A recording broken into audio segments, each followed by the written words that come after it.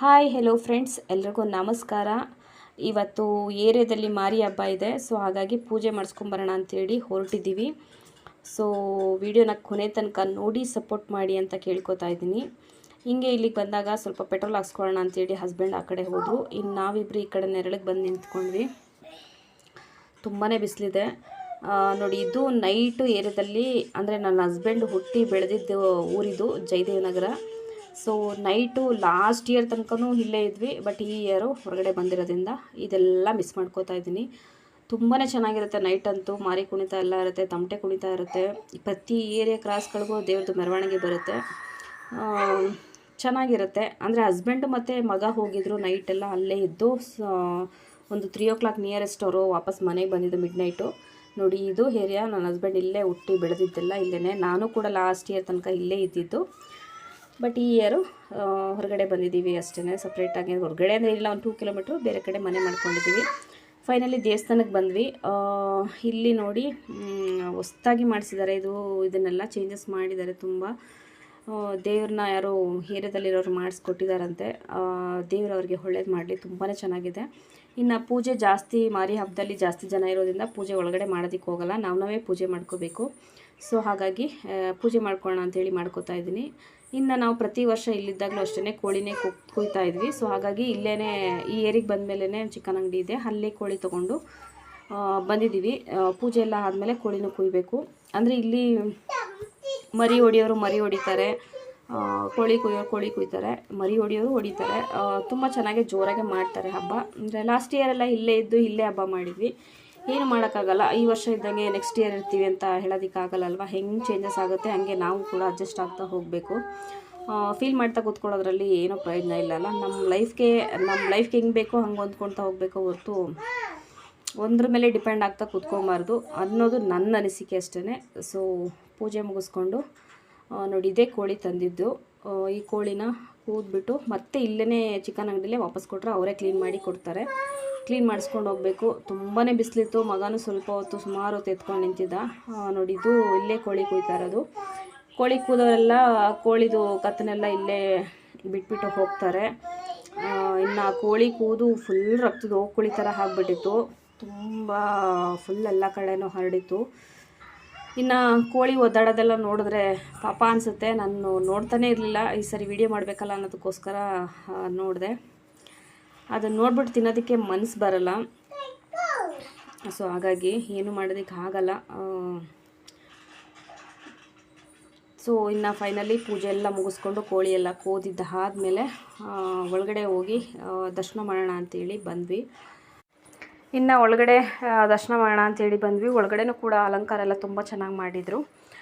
ಇನ್ನು ನಾವು ಮಂಗಳಾರತಿ ಮತ್ತು ತೀರ್ಥ ಎಲ್ಲ ಇಸ್ಕೊಂಡು ಇನ್ನು ಕೋಳಿ ಕೂದಿದ್ದೀವಲ್ಲ ಅದನ್ನು ಚಿಕನ್ ಅಂಗಡಿಯಲ್ಲೇ ಕೊಟ್ಟರೆ ಅವರೇ ಕ್ಲೀನ್ ಮಾಡಿ ಕಟ್ ಮಾಡಿಕೊಡ್ತಾರೆ. ಅದನ್ನೆಲ್ಲ ಮಾಡಿಸ್ಕೊಂಡು ಮನೆಗೆ ಹೋಗಬೇಕು. ಇನ್ನು ಫೈನಲಿ ಮನೆಗೆ ಬಂದಾಯಿತು. ಇನ್ನು ಚಿಕನಲ್ಲೇ ಕಟ್ ಮಾಡಿಕೊಟ್ಟಿದ್ರಲ್ಲ ಎಲ್ಲ ನೀಟಾಗಿ ತೊಳೆದ್ಬಿಟ್ಟು ಸ್ವಲ್ಪ ಕಬಾಬು ಕಲಿಸ್ತಾಯಿದ್ದೀನಿ. ಕಬಾಬು ಕಲಿಸ್ಬಿಟ್ಟು ಎತ್ತಿಟ್ಬಿಡ್ತೀನಿ ಫ್ರಿಜ್ ಒಳಗಡೆ. ಇನ್ನು ಮಿಕ್ಕಿದ್ದು ಚಿಕನನ್ನು ನೋಡಿ ಕುಕ್ಕರ್ಲಿ ಹಾಕಿ ಈರುಳ್ಳಿ ಅರಿಶಿನ ಹಾಕ್ಬಿಟ್ಟು ನೀರು ಹಾಕ್ಬಿಟ್ಟು ಬೇಯಕ್ಕೆ ಇಟ್ಟಿದ್ದೀನಿ.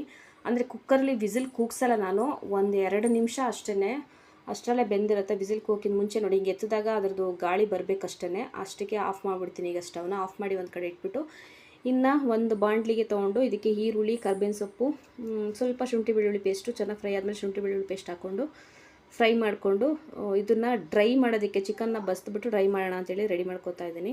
ಇನ್ನು ಈ ಕಡೆ ಮಗಳನ್ನ ಊಟ ಮಾಡಿಸಿ ಮಲಗಿಸಿದ್ದಾಯ್ತು. ಅವಳಿಗೆ ಬೆಳಗ್ಗೆ ತಿಂಡಿ ಇತ್ತಲ್ಲ ಅದನ್ನೇ ಕೊಟ್ಬಿಟ್ಟು ತಿನ್ನಿಸ್ಬಿಟ್ಟು ಮಲಗಿಸಿದ್ದೀನಿ. ಫ್ಯಾನ್ ಹಾಕಿದ್ದೀನಿ. ಬೆಡ್ಶೀಟೆಲ್ಲ ಏನೂ ಒದಿಸಿಲ್ಲ, ಸೆಕೆ ಅಂತ ಹೇಳ್ಬಿಟ್ಟು ತುಂಬಾ ಸೆಕೆ ಇದೆ. ಸೊ ಇದು ವಿಸಿಲೆಲ್ಲ ಬಿಟ್ಟಿತ್ತು.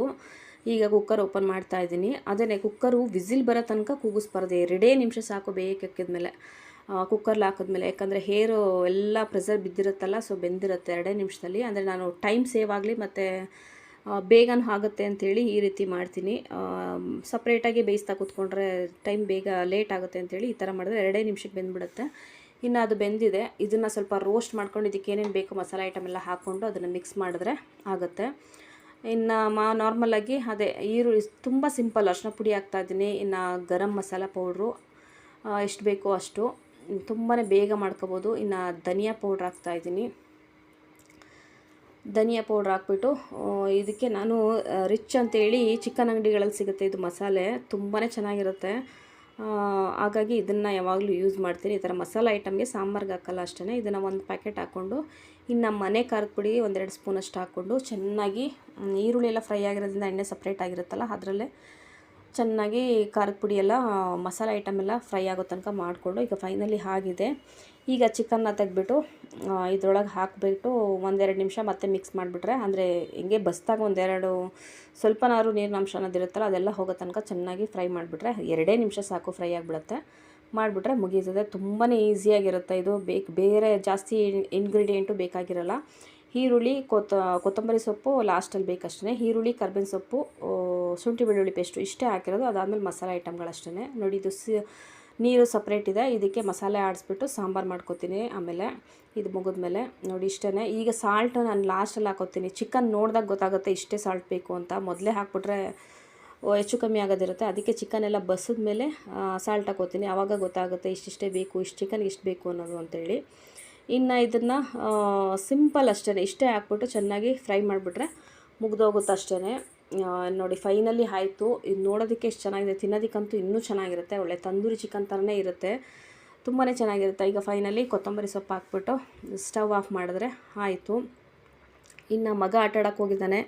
ಇನ್ನು ಹಸ್ಬೆಂಡ್ ಬಂದಮೇಲೆ ಕಬಾಬೆಲ್ಲ ಹಾಕ್ಕೋಣ, ಅವರೆಲ್ಲ ಬಂದಮೇಲೆ ಅಂತ ಅಂದ್ಕೊಂಡು ಇಷ್ಟಕ್ಕೆ ಆಫ್ ಮಾಡ್ತಾಯಿದ್ದೀನಿ. ಇನ್ನು ಸಾಂಬಾರಿಗೆ ಕಾಯಿ, ಖಾರದ ಪುಡಿ, ಕಡಲೆ ಬಿಟ್ಟು ಮಿಕ್ಕಿದೆಲ್ಲ ಒಂದು ರೌಂಡ್ ಹಾಕ್ಕೊಂಡು ರುಬ್ಕೊಂಡೆ. ಈಗ ಕಾಯಿ, ಕಡಲೆ, ಖಾರದ ಪುಡಿ ಎಲ್ಲ ಹಾಕ್ಕೊಂಡು ಇನ್ನೊಂದು ರೌಂಡ್ ಹಾಕ್ಕೊಂಡು ಮಿಕ್ಸ್ ಮಾಡಿಬಿಟ್ಟು ಅದನ್ನು ಒಂದು 10 ನಿಮಿಷ ಕುದಿಸ್ಬಿಟ್ರೆ ಸಾಂಬಾರು ರೆಡಿ ಆಗುತ್ತೆ.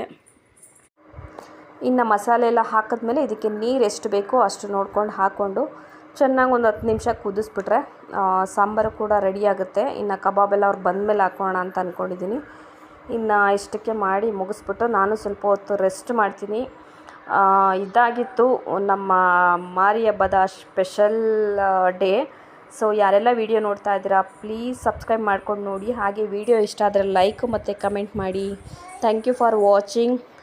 Take care and bye.